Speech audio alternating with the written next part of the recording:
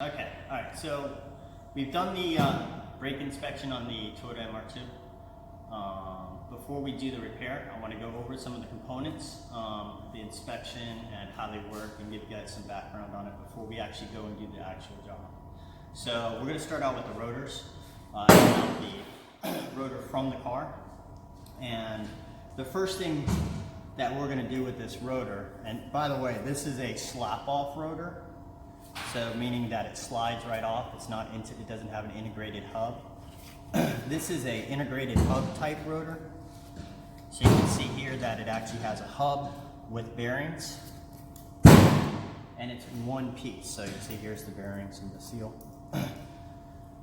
So when you have this type of rotor, there's some added inspections. So obviously we're going to have to inspect the inside races. We'll have to inspect the bearings, we'll have to inspect the seal, as well as the rotor itself. But I wanted to show you guys that there's two different types. We call this slap-off and integrated hub assembly. Anyways, so with our slap-off rotor, we found on that left rear that it was locked, the caliper was locked up, which was creating a lot of heat. And that heat actually started to damage the rotor. We saw heat cracks, we saw heat spots. So what we're gonna do is we're gonna actually look at them up close so you guys have a good idea of what they look like. So here you can see on a closer inspection, we can see actual heat spots in the rotor. You can see the discoloration there. We got another one there. A little bit there. The other thing is the cracks. So you can see the cracks are starting, and some of them have gotten pretty large. This is probably the largest crack. You can see that it goes all the way, which is more than half the rotor. On the other side, you can see that we have some discoloration and some scoring. So if you rub your fingernail on there, you can actually feel the scoring. Now, if we have heat spots or cracks, it's an automatic, we got to replace the rotor. If it's just scoring, as long as the scoring is not more than 10 thousandths of an inch, then we're okay. If it's less than 10 thousandths of an inch, when we go to resurface the rotors, we can actually cut that out and make it back smooth again, as long as there's enough material left on the rotor. When we go and measure the thickness of the rotor, there's something we want to pay attention to. So you can see that this is a vented rotor, and if you look at this side of the vent and this side, you notice that this side is actually much thicker than this side. That's not good. That means that I have more material on this side than I do this side. So if my minimum, let's say my minimum is 0.980. If my minimum is 0.980, the majority of that thickness is actually only on one side of the rotor. The other side is thinner, so it's not going to be very even, and this side will tend to crack and get damaged a lot easier than this side, and that's why this side has cracked and this side has not, because this side is much thinner. Okay, so now we're going to go ahead and we're going to take another measurement of it, just so you guys get a close-up view of how to take a measurement of the rotor. So here we have our micrometer, and again we have the micrometer with a deep frame so that it could actually fit over the rotor. Also, if you look at the end there, you can see that it's a point. That's so that it could actually fit down into any of the scoring or the grooves, so that we get the minimum reading from it. So I'm going to go ahead and I'm going to open this up. I'm going to put it around my rotor, and then I'm going to go ahead and tuck it down. And there you can see, I'm going to slide it to where it feels the smallest, and you can see that I have 0.643. Now I'm going to do this in a couple different spots. So I'm going to turn the rotor, and I'm going to measure about 3 different spots around this rotor because I want to make sure that it's even all the way around. And you can see this is 0.642, so we're about 1/1000th off from here to the other side. Do one more spot.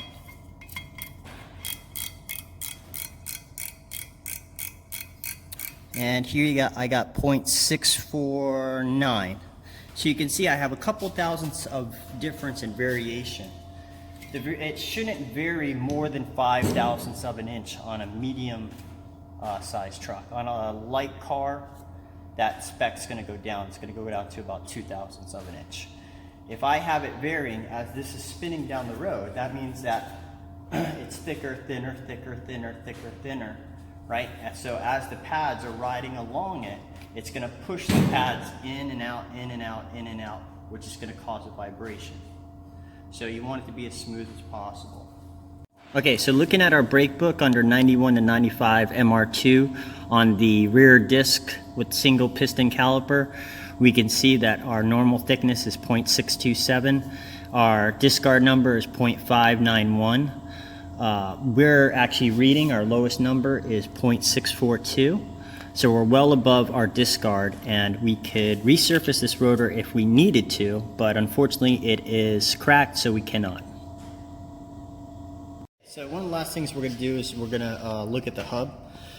This gets overlooked a lot by a lot of techs. You can see down in here, this is where our hub meets, and you can see the surface is somewhat rusted. Over here I have a better view. So this one here, this is our hub, and when it goes on, it slides right on and it mates up against this surface. So this surface touches this surface. On this rotor, you can see we have some severe rust buildup. So when this sits on here, if that rust is there, it's not going to sit on it flat and true. The rust is going to actually kind of get it out of whack. So you want to make sure that you clean this hub really good with a wire wheel before you put it back on. If you're going to resurface the rotor, you want to clean this hub surface before you mount it on your brake lathe, because your cone is going to mate up against it, and it has these flat little lips here that's going to push up against this hub, and if there's rust in between, then it's not going to sit on there true. So you want to clear this up. You want to clean this up with a wire wheel. So one of the asbestos videos I had you guys watch talk about removing the rust from the hub surfaces. Okay, so this is our new rotor. Remember that the other one was cracked, so we don't have to resurface it or any of that stuff. We're putting a brand new rotor. Most of the time it's cheaper to buy new rotors than it is resurface it anyways, because the cost of rotors are pretty cheap right now. I actually went and got rotors that actually have a special coating on them that help protect from rust damage. So I won't have problems like I had with this rotor. You can see this, how badly this rusted. Because this has the coating on it, it won't end up rusting as bad as this one did. So with this rotor, again, it's cross-drilled, and there's a couple things you need to know about cross-drilled slotted. The direction of the slots actually matter. So you don't want them facing or cutting into the wind on the direction of the car. So I could see on this would be on the right side of the car, so that these would actually face backwards. If you did it on the left side, this would actually be cutting into the wind, or you have pads that are running across and it actually runs and cuts into the pad. You want to make sure that you put them on the right side. These are directional. The other thing that you guys, that I want to point out on these rotors is a lot of the import use these little holes that are threaded, and that's to help get the rotor off of the hub if they become stuck. You could use a metric M8s by 1.25, or some of them are M10s by 1.50, and you basically run the bolt inside of these. You run the bolt evenly, and it will push it away from the hub. So if this sat on the hub, I would put those in, and as I tighten it down, it would pull it away from the hub and it would break it loose for you.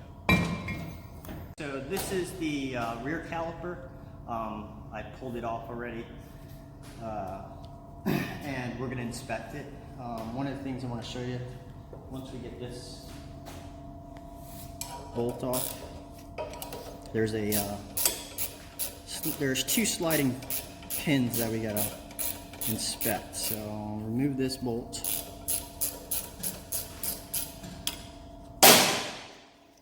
Okay, and now this caliper can lift off of the bracket.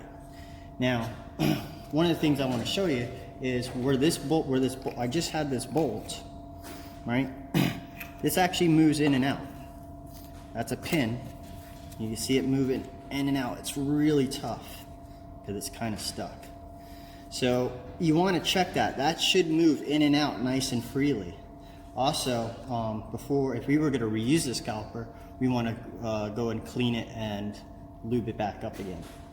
The other side, you can see that we have a pin and a slide, and it slides in and out, and that actually slides pretty easily.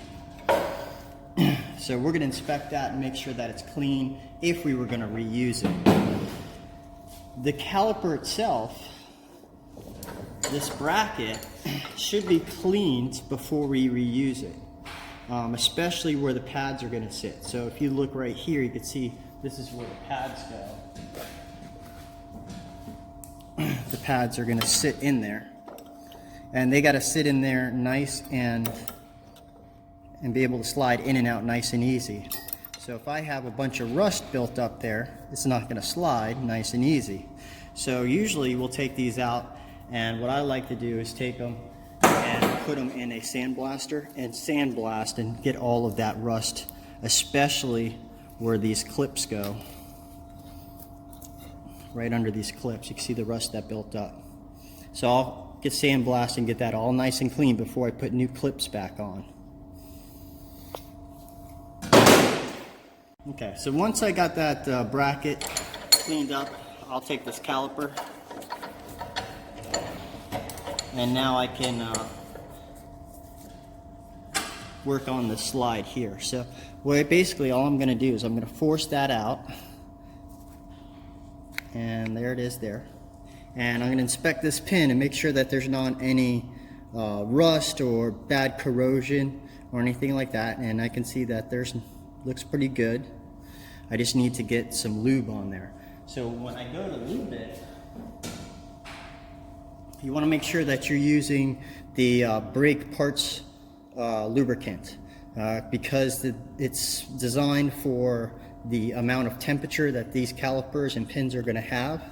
If you use something else, the heat will eventually crystallize it, and then you'll end up making it worse because those pins won't be able to slide. So I'll take a little bit of grease and I'll put it on my pin, smooth it all around, and then once I got it on, I go ahead and stick that back in, and I'll run it all the way back in until I get it on the boot. Then our boot will clip on, and voila, I have a pin that slides in and out nice and easy, like so. You see how easy it is? And I'll do the same thing to the other side. So inside here, I'll make sure it's nice and clear. And then on the pin, I'll go ahead and put a little bit of grease. Smooth that all around. And now, it goes in and out nice and easy, like so. Okay.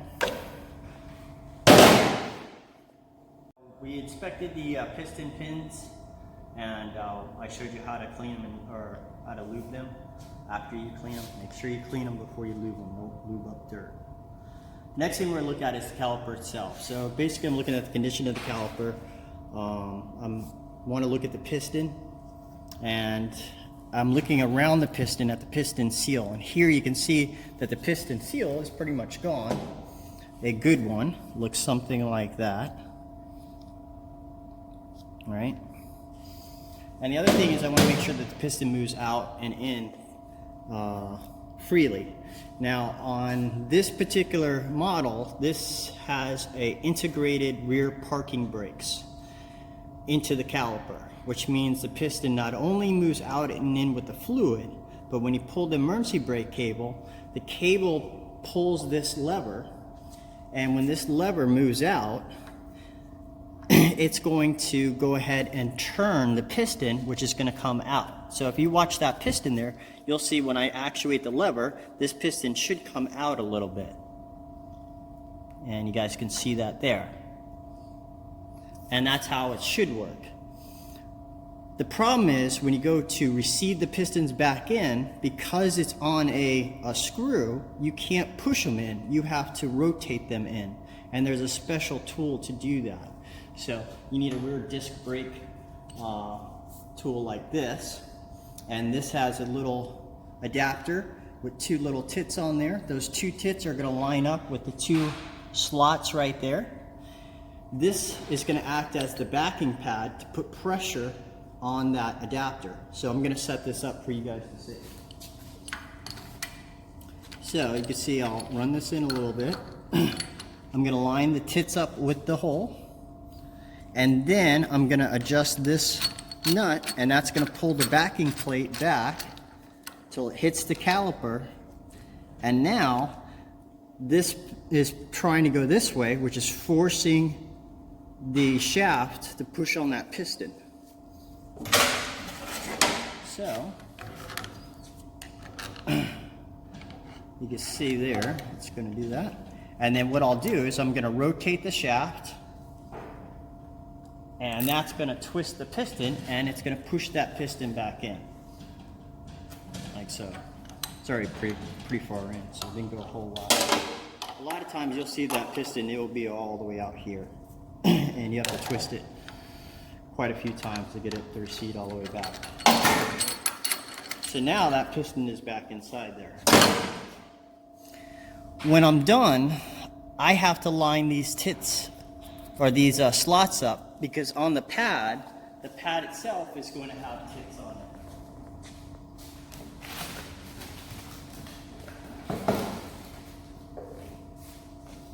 it. So if you see on the backing plate of the pad, it has a small little tit. That tit needs to line up with that hole so that it sits in there. So what I do is I make sure that it's nice, and you have one slot at 12 o'clock and one at 6 o'clock. So when you're all done, when you're looking at your caliper, you can see I have one at 12, one at 6 o'clock. When I go to put that pad on, it's going to line up straight with that slot. We have new calipers that I'm going to set up before we do the install. I'm going to do it here on the bench. So here you can see we got a new bracket. You can see how clean our bracket is. Our pin is nice and clean. And if you remember, this is where the pads went.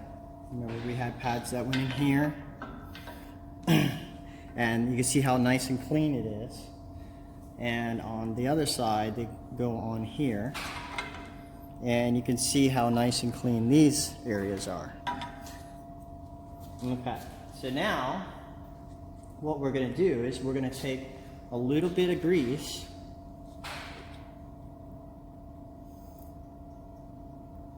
and I'm going to put them on the spots where the clips go for those pads.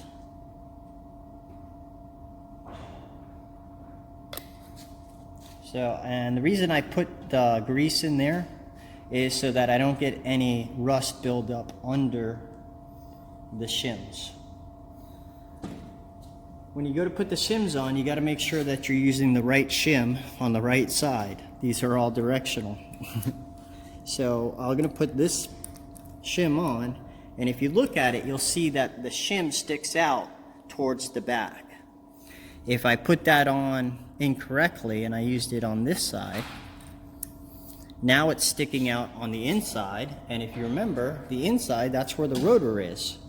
And it would hit the rotor, and it would make all kinds of noise. So you gotta make sure that these clips go on correctly. So I'm gonna put that clip on.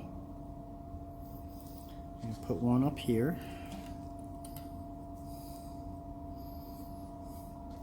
And then we have clips for the outside.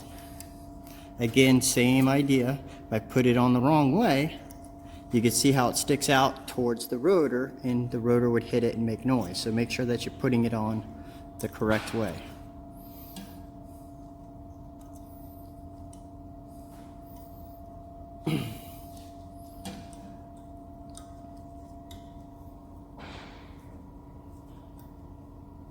Okay, so now I have my clips on the bracket.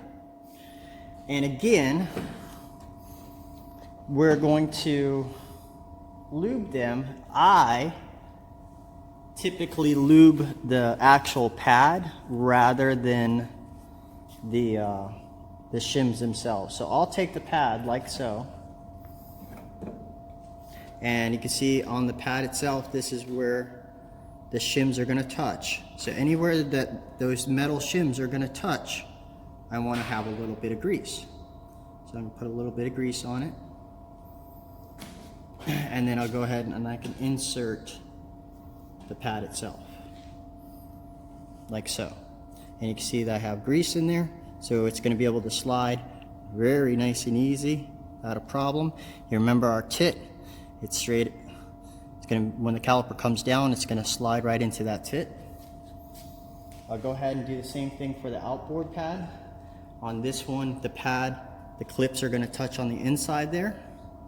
So I'm going to put a little bit of grease inside there.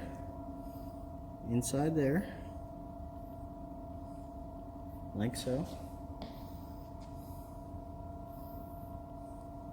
And then I'll go ahead and I can stick these pads on.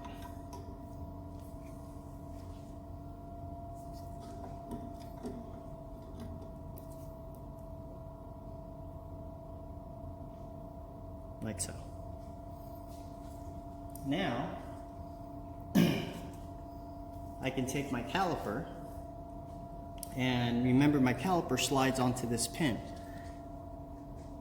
Because I want it to slide nice and easy, I'm going to put some grease on there.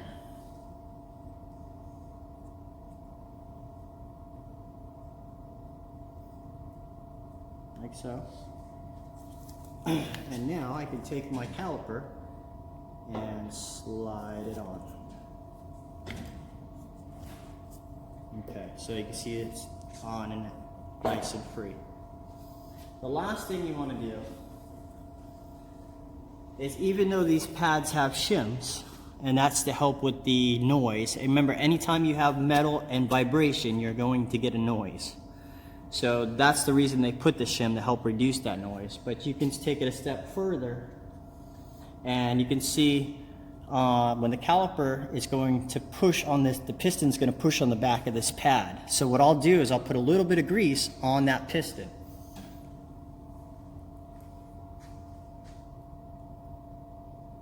Like so. And because there's a tit inside there, I want to make sure that I get inside that groove. Now I got a little bit of grease on there. On the outside pad, it's going to touch on these two fingers, so I'll go to the inside of these fingers and put some grease. Like so. And voila. Okay, so now we can flip the caliper down. And because this is a new remanufactured caliper, they've already pre-lubed this pin for me, so I don't have to go back in there and re-lube it. So now I can put the bolt back in, and I can tighten that up.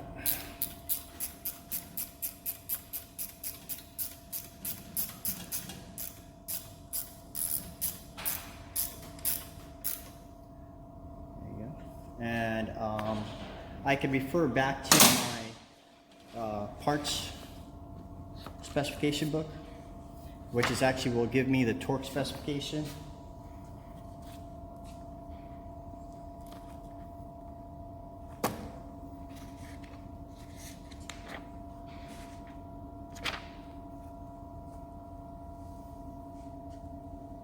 and it says the caliper to bracket is going to be 14 foot-pounds. So I'll get a rabbit torque wrench and I will torque this down to 14 foot-pounds. So now we know a little bit more about the individual parts we're going to be installing on the MR2. So the next video that we're going to watch is the actual installation of these parts onto the MR2, along with going ahead and performing a brake flush.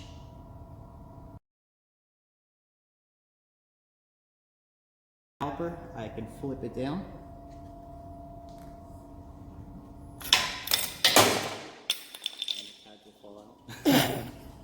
Cut that. Now that we have the grease on there, we can go ahead and flip this down.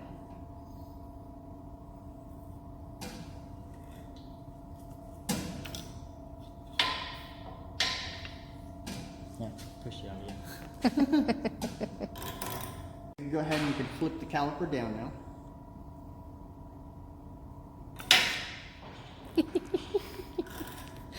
Okay, so we go ahead and we can flip the caliper down now.